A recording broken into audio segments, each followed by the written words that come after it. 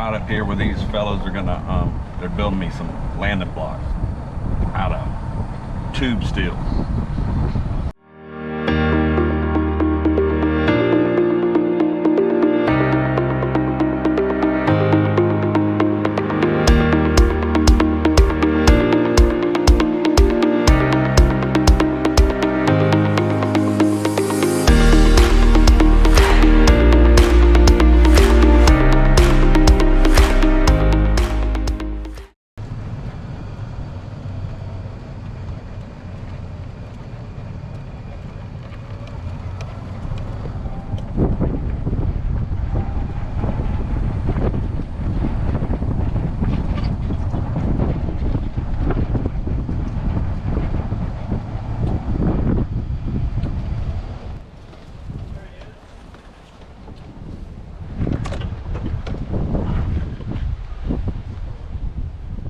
What's up?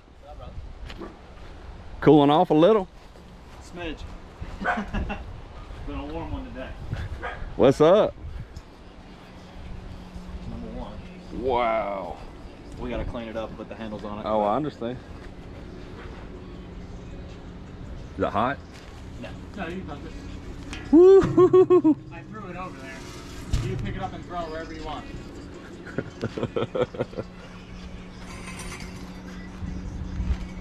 Those are badass. Oh, they ain't never gonna break on you. Is it square? Oh yeah.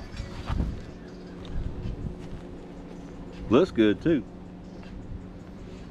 I was actually gonna ask you, we can either sand it down and clean it all up so that there's no rust and throw a clear epoxy on it so that you get the silver diamond plate, or we can do the liner on the whole thing so that it's all blacked out. Just line it, it'd be easier. Cool. Right, then. I mean, we're still gonna, Yeah, scrape no, it I and got get you. the rust Still off of it. We gotta put the self-edging primer and everything on it. Right. I think, which way you think's easier? Epoxy? I mean, honestly, it really doesn't matter. Why do you have to wear the glasses? Is it for the sparks or for the light? For the light. Don't stare at that light. It'll burn your eyes. Really? Yep, even from this far away. That's the reason I got two sets of shades on. Oh, really? Why? It's Helmets. like ultraviolet almost?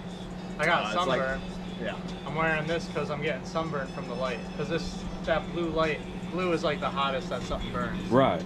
But I didn't know blue light was bad on you. Like, Oh yeah. It's like having a mini sun right there. Yeah. that was crazy.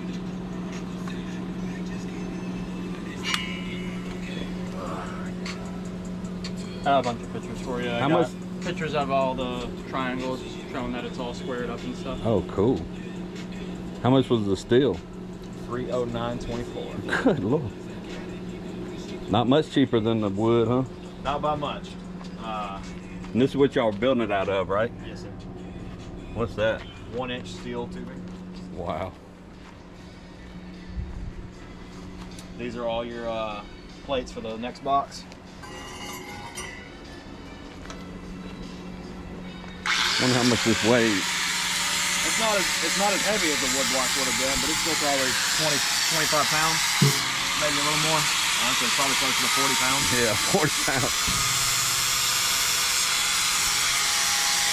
But that's good for, Oh yeah, I mean, you need it solid. it's sturdy. It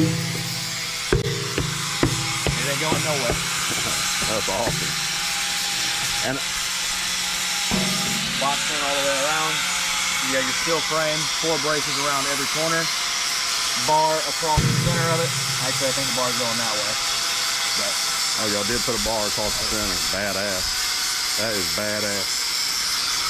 I mean, probably the diamond plate, but all the weight would have been just on the diamond plate without that bar across the. yeah, well, you've got a full frame all the way around the outside Right. that the diamond plate is sitting on, and then another crossbar On the top. on all of it. All the way around. Yeah. So you've got a bar here, bar here, bar here, bar here, 4 bars going down right here, Right. and then another bar frame all the way around the base, and then another bar across the top right here to support all that weight. And everything is welded from the inside out. That's going nowhere. Yeah. No, it's a bad boy. And there they are, curing in the sun. And then they added these handles on both sides because these suckers are heavy. But I was looking at the design online, and he was making them out of 6x6 and 4x4s, treated lumber. And if you've known anything about lumber, it's gone up like 386% as of late. So these were still expensive, but actually a little lighter and a little less. It was $350 worth of materials. That's with the handles. And this is bed liner spray, by the way. Bed liner spray and all the materials. So it was $550 for them to build these for me. But when it comes to the front jacks, I want stability. Now, it might be overkill, and I get that, but I don't mind overkill. You see how these are lipped? I requested that, and they're very big, but I've got 12 by 12. These are 16 by 16. I got 12 by 12 feet with the pads on them. So what we're talking about is, I've heard some people in high wind areas, the wind will literally catch their rig and shift the nose. I mean, that's some scary stuff. But anyway, with it sitting by here and it having these edges, I'm not concerned at all about that. So I just want it under all conditions, safe. And you know, this is a heavy rig. So like I said, these are 16 by 16, but what I failed to mention is they're 1 foot tall. So, but you see how big my feet are. So they'll sit on here and they'll have room to play. I'll still set them down as centered as possible. And like I said, overkill size and overkill stability and all that, but I don't mind, especially with these front jacks. And you'll see those jacks in most situations should be much shorter and much more stable. And so when you walk in your bedroom, you got this, and there should be less fill. Not that there's too much, because this is a quality unit, but anyway, I'm happy to try these out. I'm not putting them on now because where I am, these lots in Florida were built so long ago, they're very thin. So if you see, I had put my foot off of the actual pad just to gain a little more room on this side, because this is where you live, right here. This is your main area.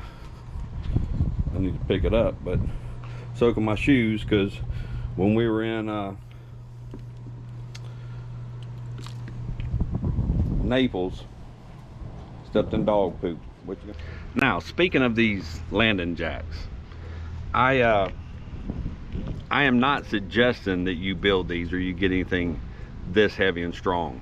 I'm just kind of paranoid about the front of my rig. Matter of fact, when I had these built, I put it up on an RV site that I'm a DRV owners group, and I shared it, and I said in the first line, now these are overkill, but this is what I had made. And I got slammed. I mean, slammed. Ran off the board almost. I mean, it got so much contention that I had to delete the post. Now, they didn't delete the post on me. Phil didn't delete the post, but you know, he even put a thing because it caused so much chaos. He said, you know, my worry is that people might think that they have to have these. So, you know, I did one more little post responding to somebody, left it up for just a little while so he could see that, and then I deleted it. So again, these are awesome, but hear me when I say they are overkill. But I did get this idea from, I think it's RV Living guy. He designed some wood blocks, but wood has gone up, so we decided to make it out of steel. And they were still expensive, So most on the post that I put on the Facebook group said, you know, it's overkill, waste of money. Boy, they really slammed me. But, you know, I was just sharing what I made, like I'm sharing with you, you know, as I always do, whatever we're doing and whatever we see, and that's what I show you. But again, I'm not suggesting you need this much, but I'm gonna sleep better with them. What I'm doing right now is, if you have a half bath and a black tank, it catches the gray water from this sink and the black water from the toilet. So what you can do is you simply run the faucet, fill it up. I'm doing it with hot water. Hopefully that can help. And then just let it fill up and soak. I've got RV Digested in there. I put a little extra. The liquid, I like it better than the powder. And you just fill it up with fresh water and let it soak.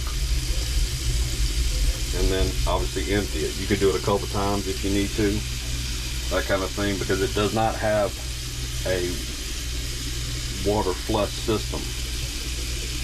You know, the spray nozzles that are inside the tank, like my front, back, and gray tank do. On the back, now you can get those, you know, inserts that you attach a hose to, and it'll backwash the tank, but all that's doing is filling up the tank just like this does. You don't even need that if you have a back half bath.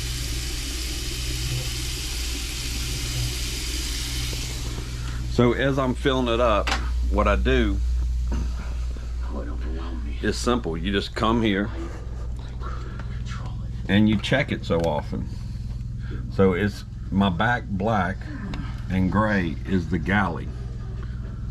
So I'm at 67%. I just kind of keep checking it until I see it's full. All right, galley. 79 now, we're getting close. This is simple, but I thought I'd show you. Sani-Flush. When you have one of these, whatever tank, this is my Sani-Flush for my gray, this is my Sani-Flush for my black, and they're labeled gray Sani-Flush, black Sani-Flush.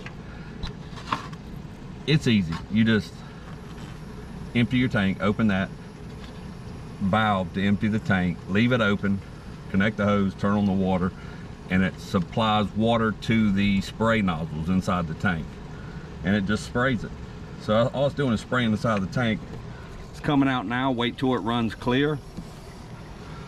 An option after that is to actually close this valve and leave it running, and it'll fill the tank all the way up like I did with the back tank with the sink.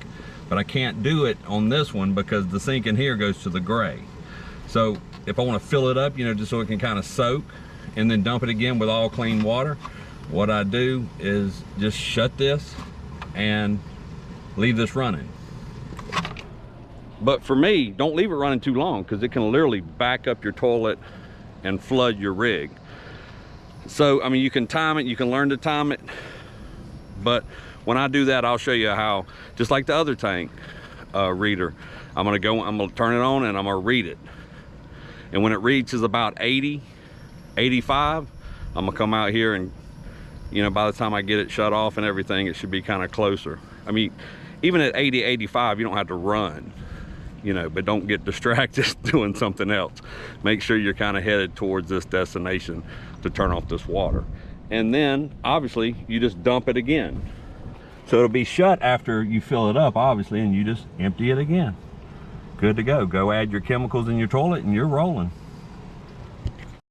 All right, so like I said, I'm running the Sani-Flush until it runs clear. It's running clear.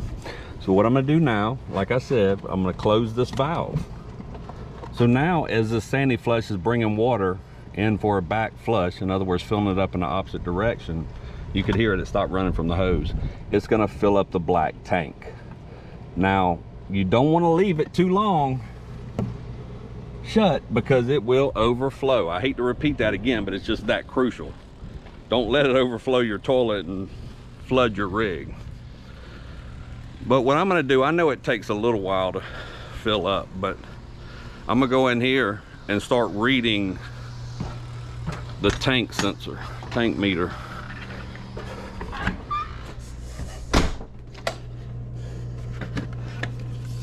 All right, so we're looking at the black tank, which is the front black. We're at 13% already. So there's some good flow going in there. Now when you Sani-Flush, you need between like 40 and 120 PSI to do it. So make sure you have that amount of water pressure. And if you don't know what it is, there are gauges for that. 17%. So I'll be back in a minute. Once you do it a couple times or whatever, you'll kind of know how long it takes. But time passes differently at different times depending on your distraction level and what you're doing. So I'm gonna keep a close eye on this. Still checking. We're at 50% now. Now once this fills up to 85, like I said, you can run over, shut the water, but then I'm gonna leave it soaking for a little while before I dump it. I have the galley, which is the black and gray from the sink in my half bath, soaking right now with RV Digestive in it. So I've left that for a little while. So once this fills up and I go shut this off, I'm gonna go ahead and empty the back black or galley. Galley again is usually in a lot of rigs, this way this is designed, galley would be the kitchen and the kitchen would be separate. Here the gray is shower, sink, bathroom sink, front sink that is, and the kitchen sink. So they assign galley to the second bath. When these were designed, there weren't two bathrooms, so they applied it to galley. That's the way that worked. So it's a plumbing to make, you know, make it all fit. Let's see where we are. 63 already. Just between that, it was at 50 and 63 between just what I told you. All right, so I just added RV Digested to this toilet. And let's see where we are. Black is at 88, so that's good. We don't have to run. We're at 88. It'd take a, you know, couple of minutes to get to 100, and I don't want to do it too soon, but I know I need to be moseying my way down there.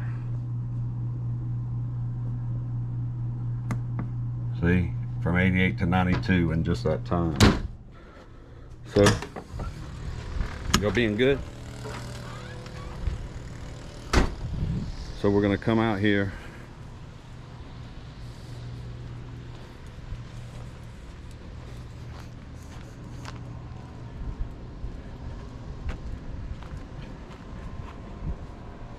Taking our time, we want it to be close, but 92 is pretty good. So we're gonna go ahead and shut off the water. And that's it. The Sani-Flush sprayers or whatever, they just activate when you turn on the water from the water pressure, and then it goes through little, you know how water goes from big to small to small to small, it gains pressure, right? Yeah. So it works on that. There we are. So I'm done with the flush. So we can remove this now.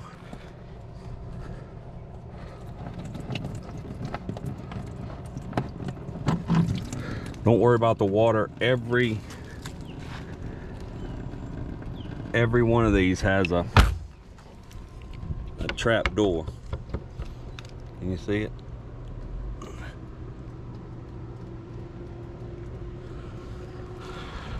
Well, I don't know about everyone, but all the ones I've seen. So we're letting that tank soak. I have let the back tank soak for, I don't know, over an hour. So I think it's time to go ahead and empty it. And it's full of fresh water.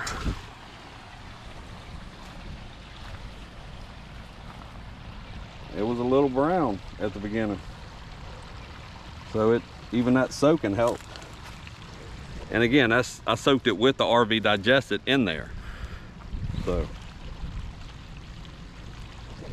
You know how you take a pot or a pan and you go to clean it and there's stuff in it, but you soak it for a little while and then it just kind of easy to remove? Same concept.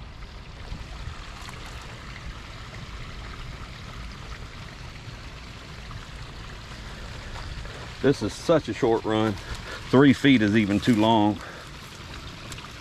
Freaking slinkies.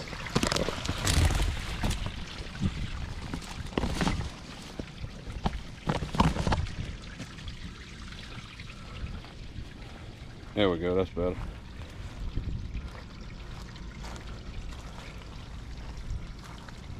That looks really good. You can even repeat the process if you think you need to. Fill it up, empty it, fill it up, empty, you know. I do it where a park isn't charging you for water. So you saw the time we left, it was 88. We watched it go from 88 to 92.